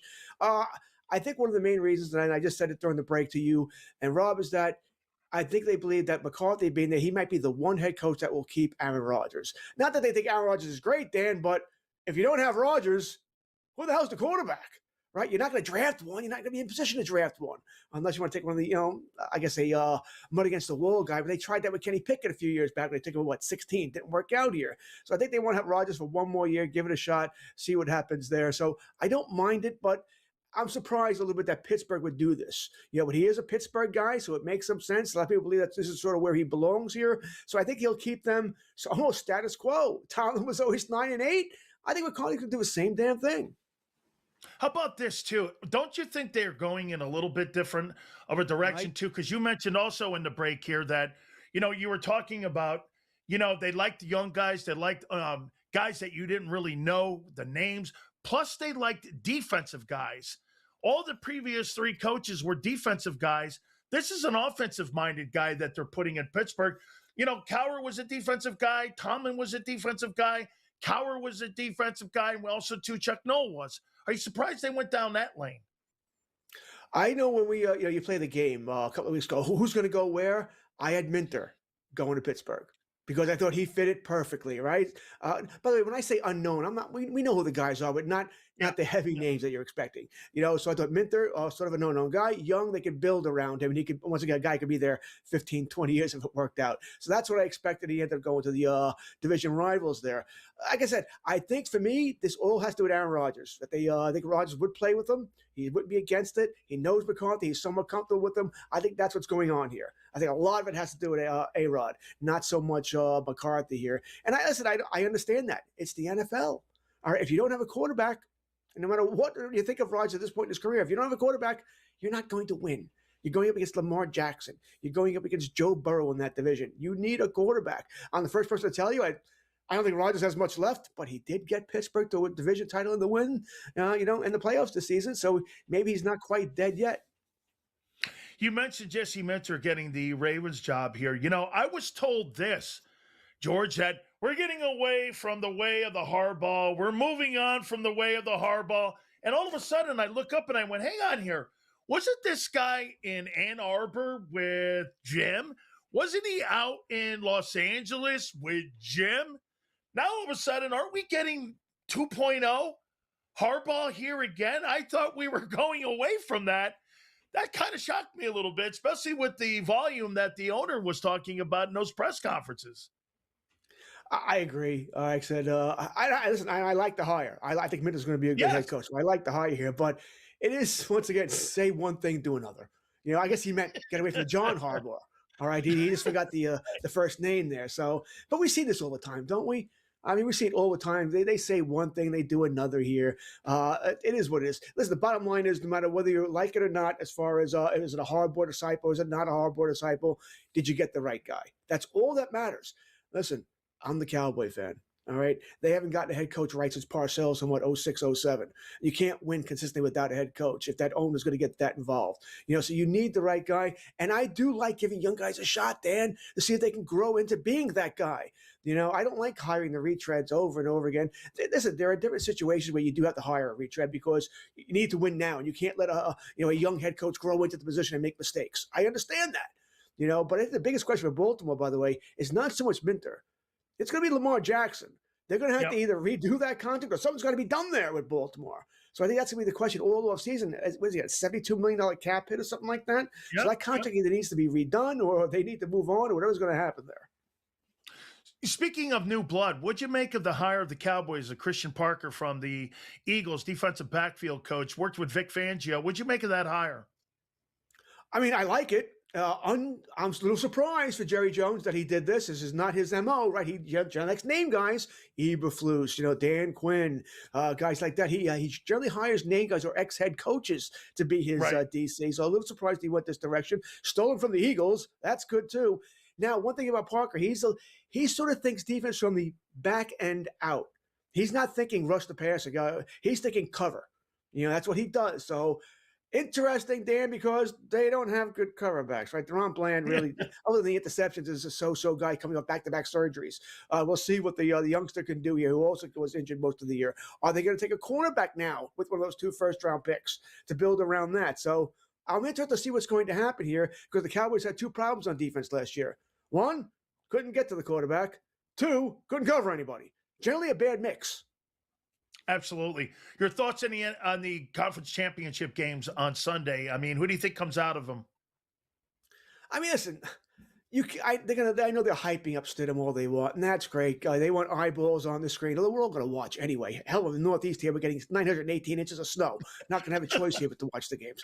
But I think Denver could keep it close early. For a half, maybe half plus here. But New England's going to run away with this game eventually. I have to believe that. And I think, once again, New England's going to be very careful to make sure Drake May is not turning the ball over 17 times. So I like New England to win for the AFC here. I know it's New England. We're tired of them, but whatever. They're going back. Do we really want Stidham in the Super Bowl anyway? NFC is much more interesting. I sort of, when I said about May, I sort of believe about Sam Darnold as well. They want to protect them. Don't throw interceptions. You're the problem here. We'll win as long as you're not turning the ball over here. Should be a big Kenneth Walker game. I, for one, believe that there's something up with, with Stafford they haven't told us yet. He really hasn't been the same since the first Carolina game, the game in Carolina in the rain there. I just wonder if something's bothering him here. We know he suffered the hand injury or the finger injury a couple of weeks back here. I think it's something more than that, or maybe just getting old. But I think it's going to be an issue there here. I like Seattle. I think they'll win the 2 out of 3. So we're going to, either way, sort of going to get a rematch, assuming New England wins here. Give me Seattle and New England. Absolutely. George, great stuff as always. Thank you so much, my friend. My pleasure. Everybody have a great weekend. That is George here. Absolutely. Final thoughts are coming up, my friends. We will give it to you. We'll give you our setup for the conference battle game right here on Sports World.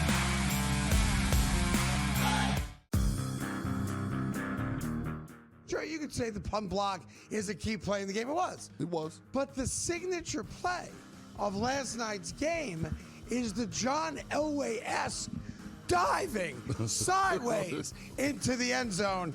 There's a picture of it right there. To effectively win the national championship. That dude's a baller. The Craig Carden Show. Only on Sports Grid. I'll tell you what, guys. The insider scam is like the best insider scam in the business of, like, in the history of television. They don't know anything until their phone gets the text message in which the deal is done, right? We saw this with Quinn Hughes. We were told, oh, he wants to play with his brothers. He wants to play with his brothers. Now they're saying that he wanted to be traded to Detroit. In other words, just say you don't know. In-game live, only on Sports Grid. Hold on a second, though. You believe that Mike McDaniel is not head coach caliber? No. There's a lot of evidence that says Cliff Kingsbury is not That's either. fine that you believe that. But here's the thing. Here's the thing. There's more. Hold on a second. Hang on, go ahead. Mike McDaniel has a better resume than Cliff Kingsbury. He does on paper, but he's not a locker room guy. Well, is Cliff? Game time decisions. Only on Sports Grid. Meanwhile, Charlie Baker of the NCAA has planted his flag. He wants to see the end of prediction markets, and of course is a little bit nervous with all of the different stories that we've heard surrounding sports betting allegations of some folks being corrupt out there and maybe some point shaving. It does make some sense here. I just wonder which of the sports betting operators are going to stand with the NCAA. Newswire. Only on Sports Grid.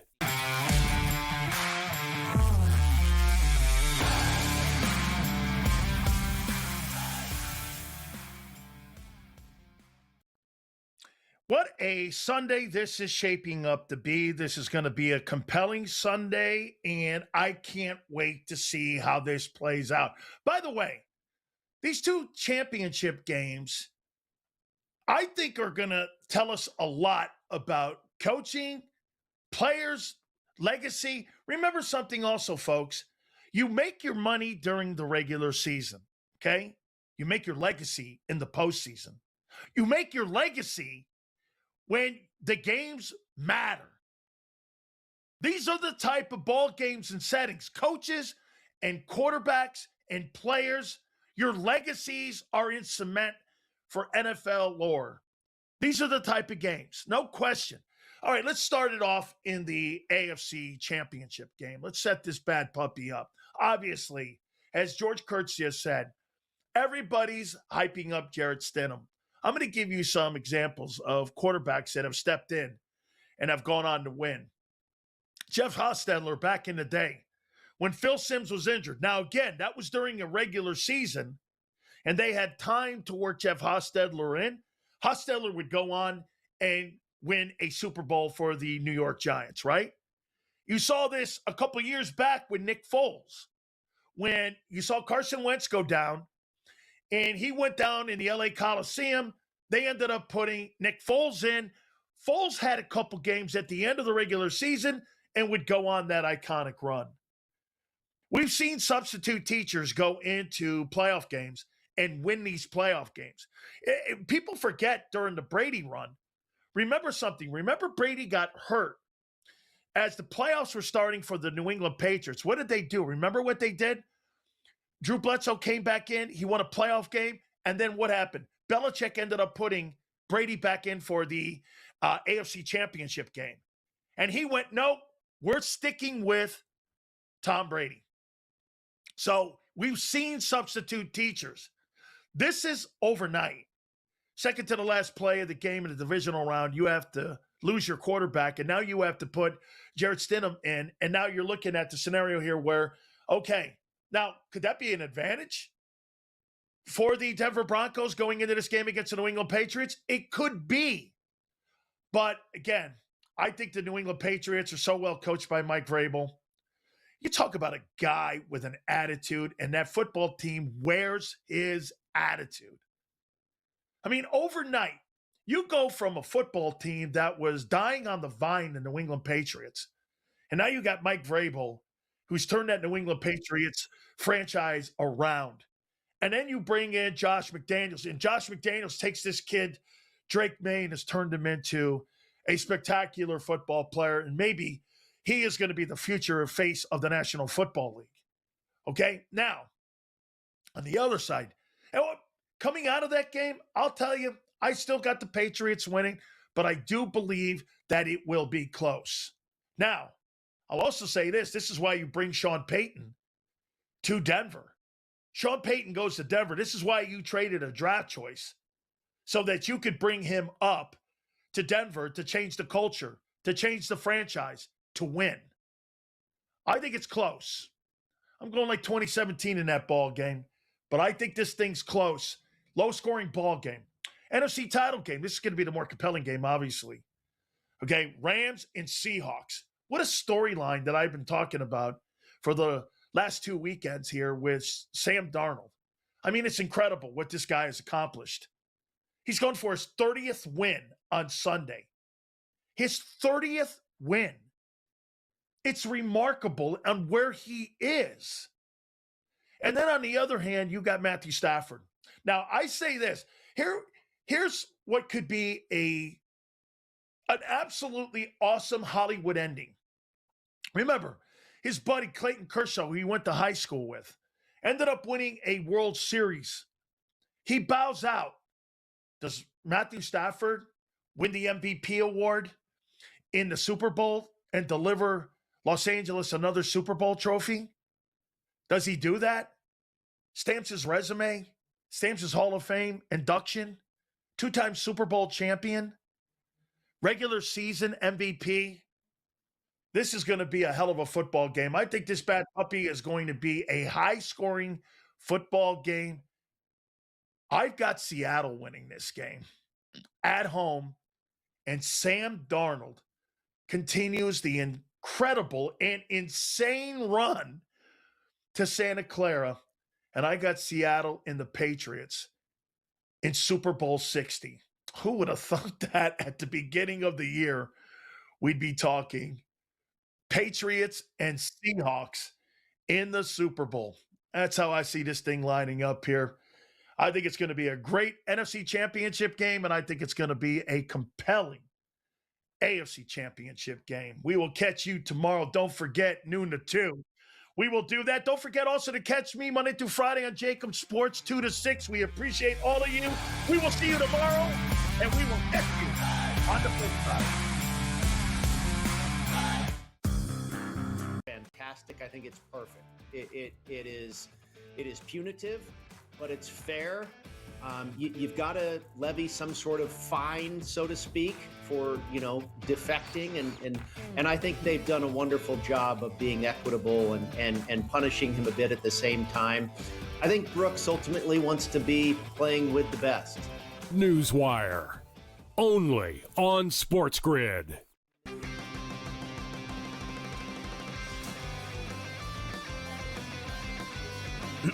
Class is in session.